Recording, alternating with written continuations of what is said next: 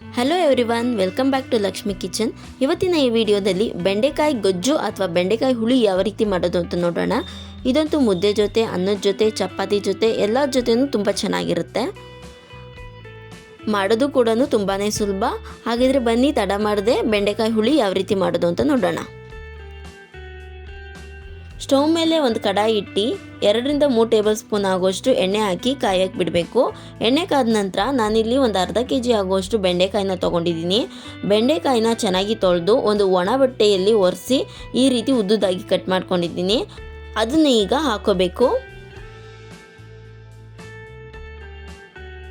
ನೋಡಿ, ಈ ರೀತಿ ಬೆಂಡೆಕಾಯಿನ ಉದ್ದುದಾಗಿ ಕಟ್ ಮಾಡಿಕೊಂಡ್ರೆ ನೋಡೋಕ್ಕೂ ಚೆನ್ನಾಗಿರುತ್ತೆ ಮತ್ತು ತಿನ್ನೋಕೆ ಕೂಡ ತುಂಬ ಚೆನ್ನಾಗಿರುತ್ತೆ. ಬೆಂಡೆಕಾಯಿ ಹಾಕಿದ ನಂತರ 1-2 ನಿಮಿಷ ಬೆಂಡೆಕಾಯಿನ ಎಣ್ಣೆಯಲ್ಲಿ ಚೆನ್ನಾಗಿ ಹುರ್ಕೋಬೇಕು.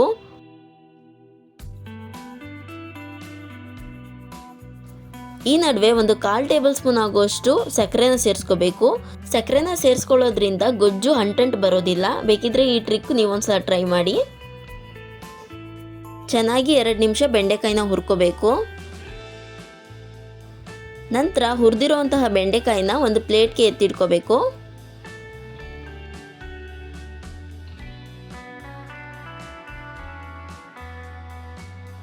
ಈಗ ಅದೇ ಕಡಾಯಿಗೆ ಮತ್ತೆ ಒಂದು 2-3 ಟೇಬಲ್ ಸ್ಪೂನ್ ಆಗುವಷ್ಟು ಎಣ್ಣೆ ಹಾಕಿ, ಎಣ್ಣೆ ಚೆನ್ನಾಗಿ ಕಾದ ನಂತರ ಸ್ವಲ್ಪ ಸಾಸಿವೆ,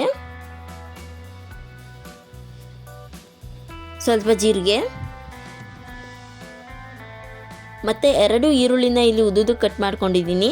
ಹಾಗೆ ಸ್ವಲ್ಪ ಶುಂಠಿ ಬೆಳ್ಳುಳ್ಳಿ ಪೇಸ್ಟ್ನ ಮಾಡ್ಕೊಂಡಿದ್ದೀನಿ. ಅವೆರಡನ್ನೂ ಹಾಕಿ ಹಸಿ ವಾಸನೆ ಹೋಗೋವರೆಗೂ ಚೆನ್ನಾಗಿ ಫ್ರೈ ಮಾಡ್ಕೋಬೇಕು. ನಂತರ ಸ್ವಲ್ಪ ಕರಿಬೇವಿನ ಸೊಪ್ಪು, ನಾನಿಲ್ಲಿ 1-2-3 ಟೊಮೆಟೊನ ಮಿಕ್ಸಿ ಜಾರ್ಗೆ ಹಾಕಿ ನುಣ್ಣಗೆ ರುಬ್ಕೊಂಡಿದ್ದೀನಿ. ಅದನ್ನು ಕೂಡ ಹಾಕೋಬೇಕು. ರುಬ್ಬಿರೋ ಟೊಮೆಟೊನ ಹಾಕಿ ಸ್ವಲ್ಪ ಫ್ರೈ ಮಾಡಿಕೊಂಡು ಸ್ವಲ್ಪ ಅರಿಶಿನ ಹಾಕೋಬೇಕು. ನಂತರ 1 ಟೇಬಲ್ ಸ್ಪೂನ್ ಆಗೋಷ್ಟು ಖಾರದ ಪುಡಿ, ಇವೆರಡನ್ನೂ ಹಾಕಿ ಸ್ವಲ್ಪ ಹೊತ್ತು ಫ್ರೈ ಮಾಡ್ಕೋಬೇಕು.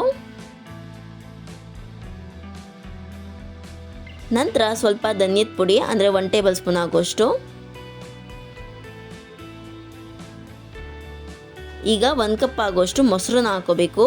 ಮೊಸರನ್ನ ಹಾಕೊಳ್ಳೋದ್ರಿಂದ ಬೆಂಡೆಕಾಯಿ ಸಾಫ್ಟಾಗಿ ಬರುತ್ತೆ. ಹಾಗಾಗಿ ಮೊಸರು ಹಾಕೋಬೇಕು. ಮೊಸರು ಹಾಕಿ ಚೆನ್ನಾಗಿ ಮಿಕ್ಸ್ ಮಾಡ್ಕೋಬೇಕು.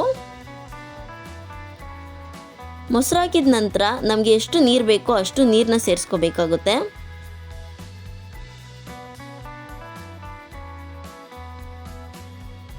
ನೀರು ಹಾಕಿ ಚೆನ್ನಾಗಿ ಮಸಾಲೆನ ಕುದಿಯೋಕೆ ಬಿಟ್ಟು ಈಗ ನಾವು ಫ್ರೈ ಮಾಡಿ ಇಟ್ಕೊಂಡಿದ್ವಲ್ಲ ಆ ಬೆಂಡೆಕಾಯಿನ ಹಾಕೋಬೇಕು.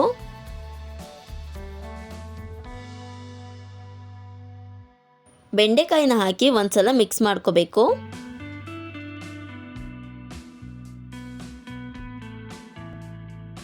ನಂತರ ನನಗಿಲ್ಲಿ ಸ್ವಲ್ಪ ನೀರು ಕಡಿಮೆ ಅನಿಸ್ತು, ಅದಕ್ಕೆ ಇನ್ನೊಂದು ಸ್ವಲ್ಪ ನೀರು ಹಾಕೋತಾ ಇದ್ದೀನಿ.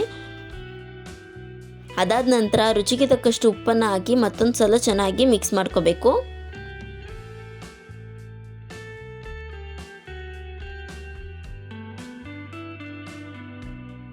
ಈಗ ಒಂದು ಪ್ಲೇಟ್ ಮುಚ್ಚಿ 5-6 ನಿಮಿಷ ಚೆನ್ನಾಗಿ ಬೇಯಿಸ್ಕೊಂಡ್ಬಿಟ್ರೆ ಬೆಂಡೆಕಾಯಿ ಹುಳಿ ರೆಡಿ ಆಗಿಬಿಡುತ್ತೆ.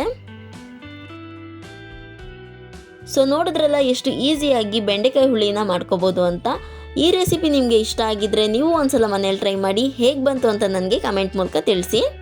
ಹಾಗೆ ಒಂದು ಲೈಕ್ನ ಕೊಡಿ ಆ್ಯಂಡ್ ಮತ್ತಷ್ಟು ವಿಡಿಯೋಗಳಿಗೆ ನನ್ನ ಚಾನಲ್ನ ಸಬ್ಸ್ಕ್ರೈಬ್ ಮಾಡ್ಕೊಳ್ಳಿ. Thank you for watching.